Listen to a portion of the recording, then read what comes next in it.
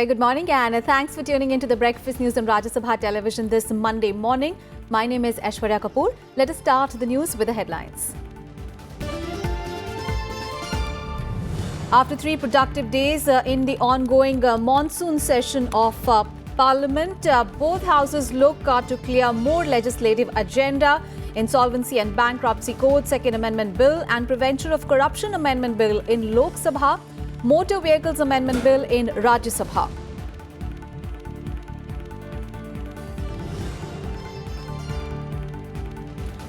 Prime Minister Modi to embark on a 3-nation visit to Rwanda, Uganda and South Africa today. India-Rwanda likely to sign defence cooperation agreement during the visit. Prime Minister to also attend a 10th BRICS summit in South Africa. US trade protectionism to be discussed during talks with the Chinese President Xi Jinping on the sidelines. Benefits of government schemes must reach poorest of poor in society, says Vice President M. Venkaiah Naidu. During interaction with a young IAS officer, says they have an onerous role to play in effective implementation of government's public programs.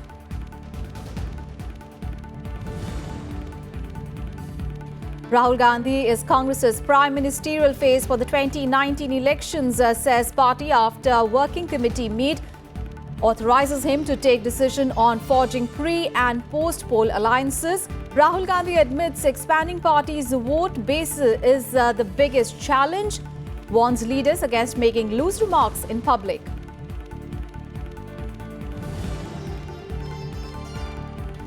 And young Indian shuttler Lakshya Sen stuns world number 1 in the final of Asian Junior Badminton Championship, becomes only Indian shuttler to secure gold at the event.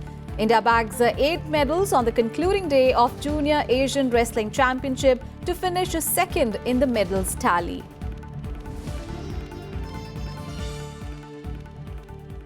Our top story this morning, Prime Minister Narendra Modi will be embarking on a visit to Rwanda, Uganda and South Africa this afternoon. The Prime Minister's first stop will be Rwanda for a 2-day visit, and this will be first by an Indian premier. A defence cooperation agreement is also likely to be signed between India and Rwanda. An important element of the program would be the Prime Minister's visit to Rweru Model Village for gifting 200 cows as a contribution from India to the Girinka scheme of Rwanda. He will then head to Uganda on 24th of July, where he will address the parliament there. From there, he heads to South Africa, where he will attend the 10th edition of the BRICS summit in Johannesburg, during which the grouping's leaders are expected to deliberate on global hot spot issues, international peace and security, global governance and trade issues, among others. And on the sidelines of the summit, the Prime Minister is also expected to meet some leaders bilaterally, and the most important meeting will be the one with the Chinese President Xi Jinping on the sidelines. This is a historic visit, since it will be the first visit by an Indian Prime Minister to Rwanda. Rwanda is an important gateway to Eastern Africa, and we have elevated our bilateral relations with Rwanda to the level of our strategic partnership in January 2017. Training and capacity building have been the focus of bilateral defense cooperation. India has an Indian military training team stationed in Jinja since 2010. In Uganda, the elements of the program will include a call on the President, restricted and delegation level talks, banquet lunch hosted by the President of Uganda, an India-Uganda joint business event. This will be the first time that an Indian Prime Minister will address the Ugandan Parliament. Leaders are expected to discuss, inter alia, global hotspot issues, international peace and security, global governance, trade issues, etc. during the restricted session. In the plenary session, leaders are expected to discuss the 4th Industrial Revolution, its opportunities and challenges. And let's get a perspective on this. We have with us our colleague Akhilesh Suman joining us on the phone line. Akhilesh, very good morning. And when Prime Minister Modi goes to Rwanda for the first ever Prime Minister level visit today, he will have an interesting gift for his host. Yeah, right. It's a really important visit, Aishwarya, because Rwanda has emerged as a very prosperous country in recent years. And you know that Rwanda had a very bad past, but it came out of it, and now Rwanda is the fastest growing economy in Africa. And Rwanda is also chair of African Union at this point of time. So it is, as you know, that Rwanda is a gateway of Eastern Africa also. So Prime Minister is trying to use this opportunity when BRICS is going to take place in South Africa. He wants to use this opportunity to visit to Rwanda and strengthen the relationship with that country. And other than that, as you have mentioned, that's the typical tradition of Rwanda. And as I was telling that it has a sad past, conflict-ridden society, and almost 1 billion people were killed.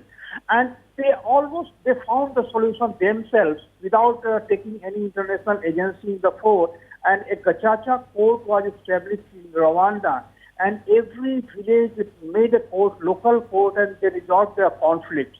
And as part of the conflict resolution, this is a tradition that government gives a cow to a poorest family, and when a female calf gets birth, it is gifted to the neighbor. So it is creating brotherhood among the society.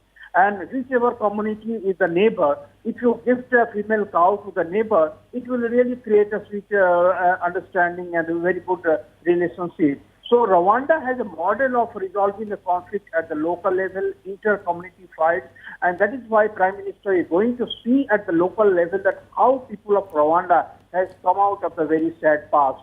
And you know that a strategic relationship with African countries, we have very good relation with African countries, because recently when we had the International Solar Alliance, a very good number of heads of the states of Africa came and signed an understanding, memorandum of understanding, and most of them are in the process of ratifying the treaty on International Solar Alliance. Also, when we hosted India Africa Forum Summit, most of the African countries attended. So, Prime Minister Narendra Modi is getting the Africa outreach, and it is going to be, that one of the major political milestones before UNGA is going to take place in September this year again. Yeah, that's all. Thank you so much, Akhilesh, for all those updates there. We'll keep coming back to you on a Prime Minister's visit. On to some other news now. Vice President M. Venkaiah Naidu has urged the young IAS officers to take the benefits of the government schemes to the poorest of the poor in the society. Addressing the event, Guru Puja Sankalp, a project by Jan Kalyan Shiksha Samiti in Delhi on Sunday, he said that as civil servants, the officers have an onerous role to play in the effective implementation of the public programs. The Vice President said that the government under Prime Minister Narendra Modi is guided by the objective of a Sabka Saath Sabka Vikas, and for this, good governance is an absolute imperative. I suggest that all the state governments must focus on mother tongue. They must make a rule that unless you know the mother tongue of that state, you will not be eligible for employment. This should be done at the earliest by all the state governments. That's one way of motivating the children. Otherwise, everybody is going to school English medium. We must take care of the suppressed, oppressed and depressed people. We must take care of the vulnerable sections. We must take care of the woman. We must take care of the other people, the minorities, the weaker sections of any kind in any region. We must make them to feel that they are also part of the system. That is good governance. That is the real administration. And Vice President M. Venkaiah Naidu also interacted with the representatives of Youth for Bharat on Sunday. He motivated the youth to work for the development of the country. He also asserted that mother tongue, mother and motherland should be respected. Vice President M. Venkaiah Naidu interacted with representatives of Youth for Bharat who called on him on Sunday and shared his experience of leading a public life. He also stressed on the importance of native languages. He urged people to learn many languages but emphasized that mother tongue should not be undermined. My advice to all the youngsters is always first master your mother tongue and then focus on national language, and then learn English also. English also is useful.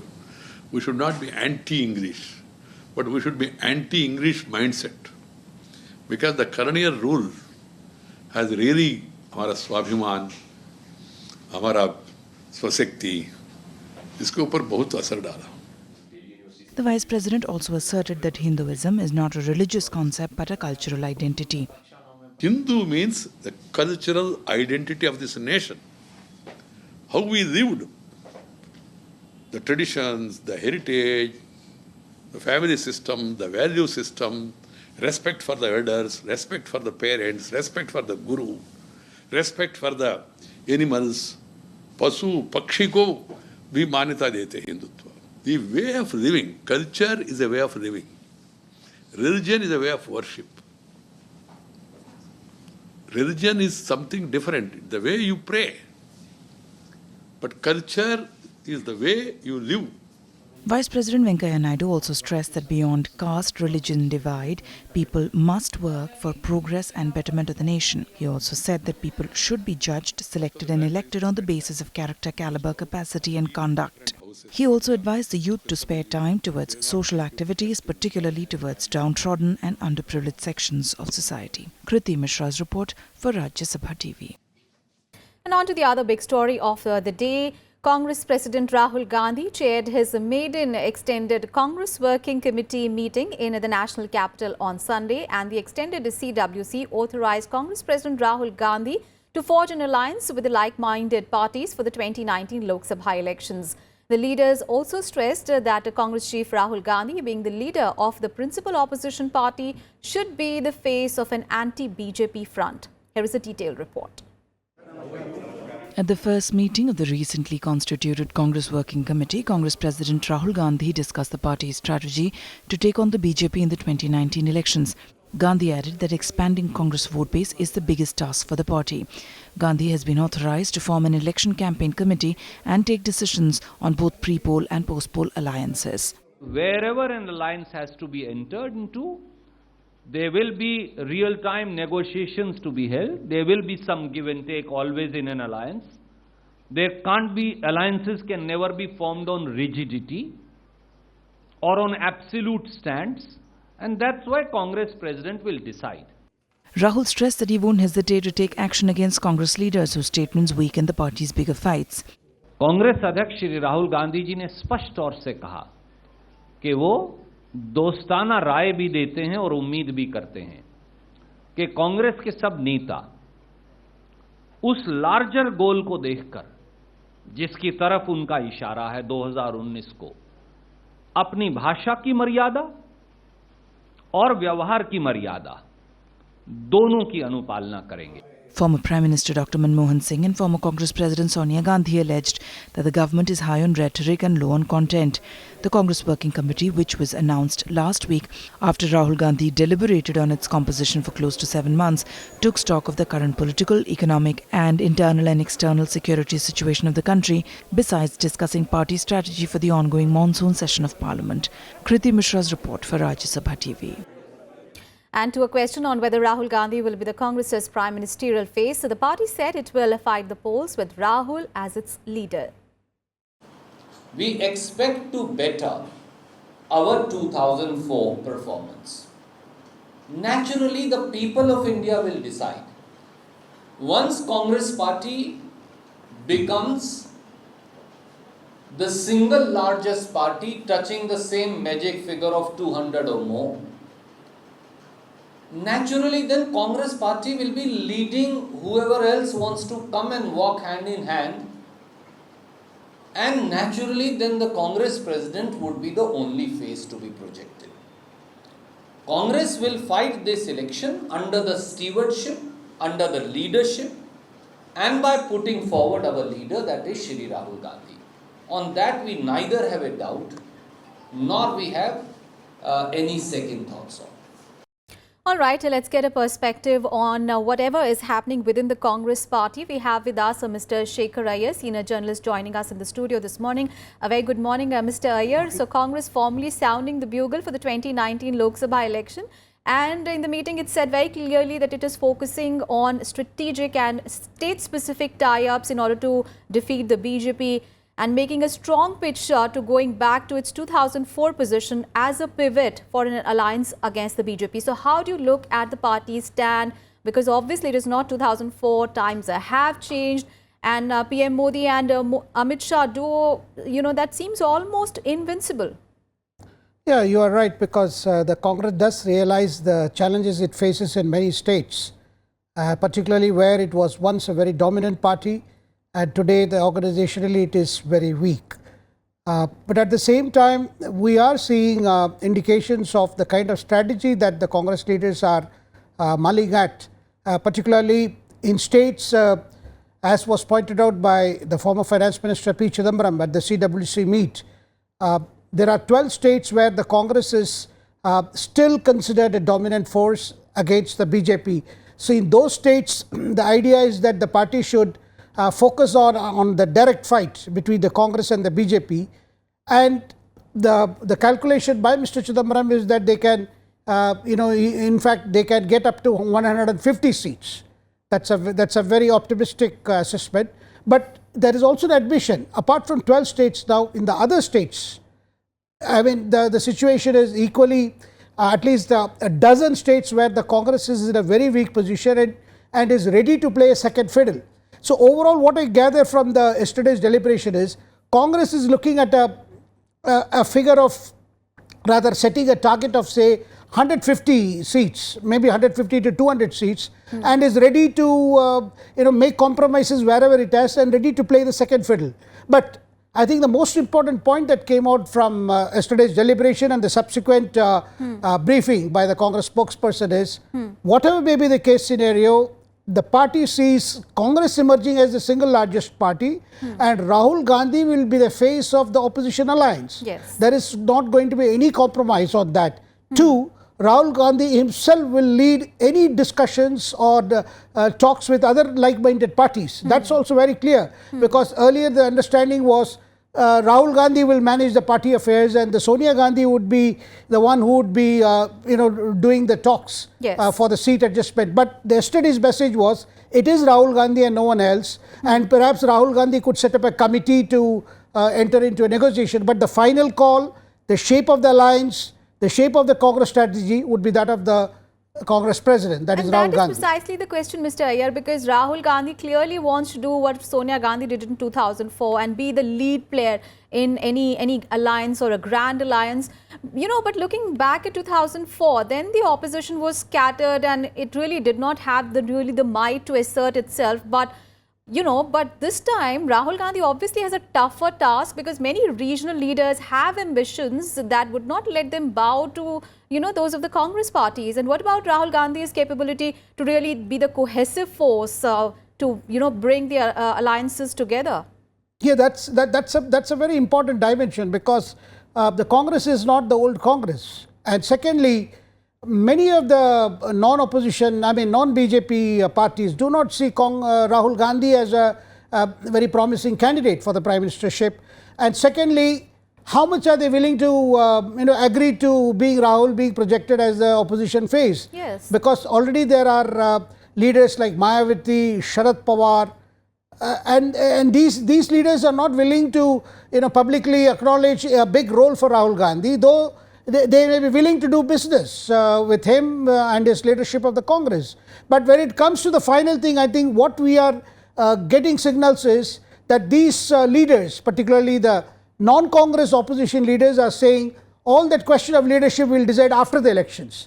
That means they are not in a mood to project Rahul as PM and rally behind him. That's not going to happen.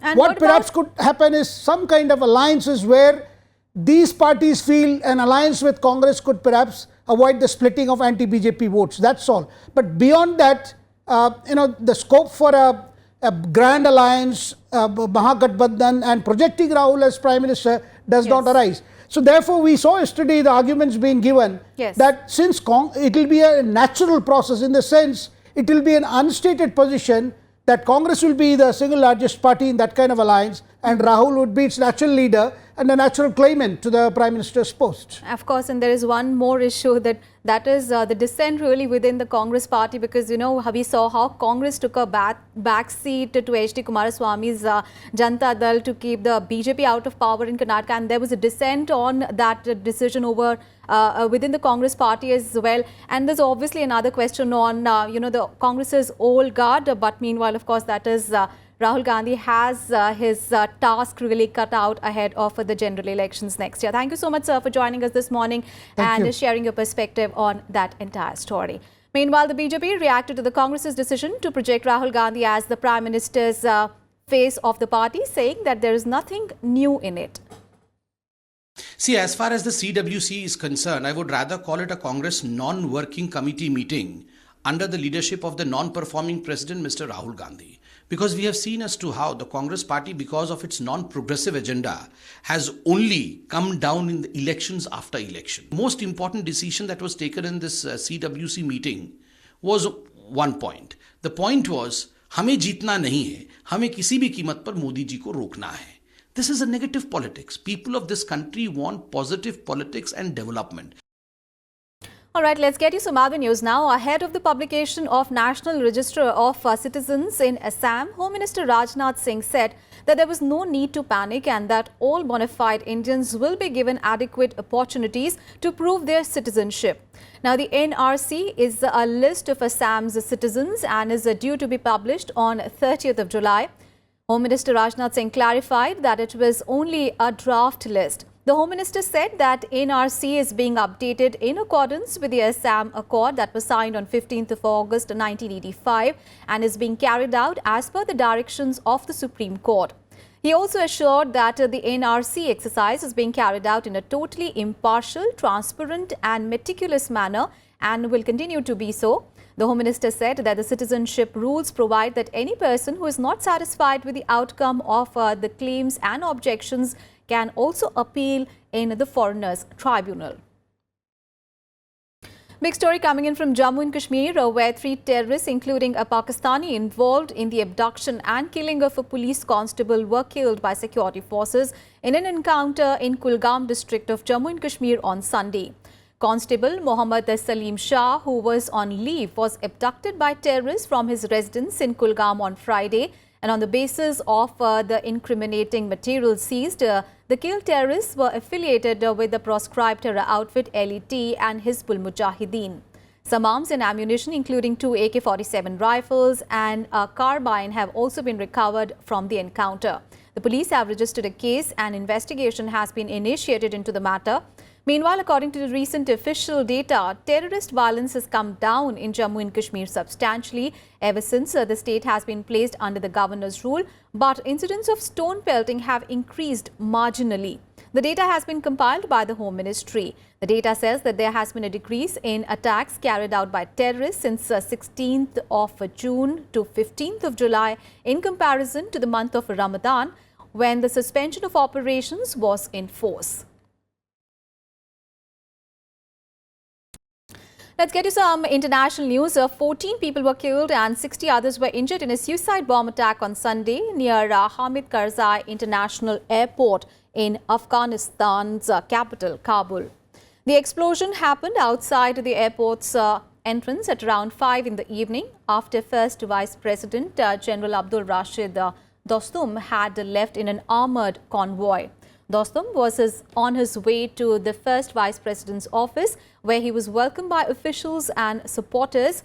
At least 10 ambulances arrived in the area after the blast and helped shift the casualties to a nearby hospital.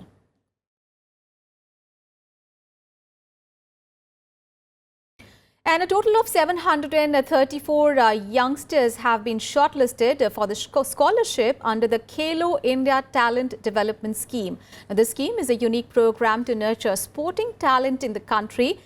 Youth Affairs and Sports Minister Rajya Singh Rathore said that transformative changes have been introduced into Indian sports. He pointed out that catch them young is no longer a slogan, but it is visible in the government's action. Rathore also said that they are trying to develop a sports system that connects local potential to global podiums and encourages every Indian to have sports as a part of their lives for entertainment, education, or excellence.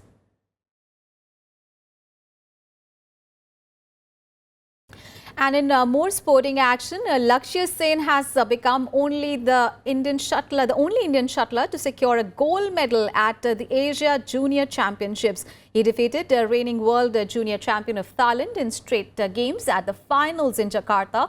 The sixth-seeded Indian, who won a bronze medal in the last edition of the competition, notched up a 21-19, 21-18 win in the summit clash that lasted for 46 minutes. The Badminton Association of India has announced a cash reward of 10 lakh rupees for him following the victory.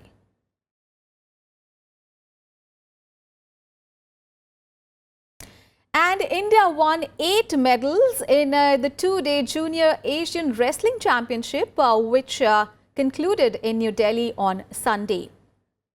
Now, the medals comprised 2 gold medals, 3 silver and as many bronze. Both the gold medals came on Sunday. Sachin Rathi won the gold after winning the bout in 74 kilogram category, and Deepak Punia then won the gold in the 86 kilogram category. India had won 3 silver medals and a bronze on the opening day of the championship on Saturday. And Iran, with 189 points, has been topping the team championship. And India with 173 points finished second, while Uzbekistan with 128 points came third.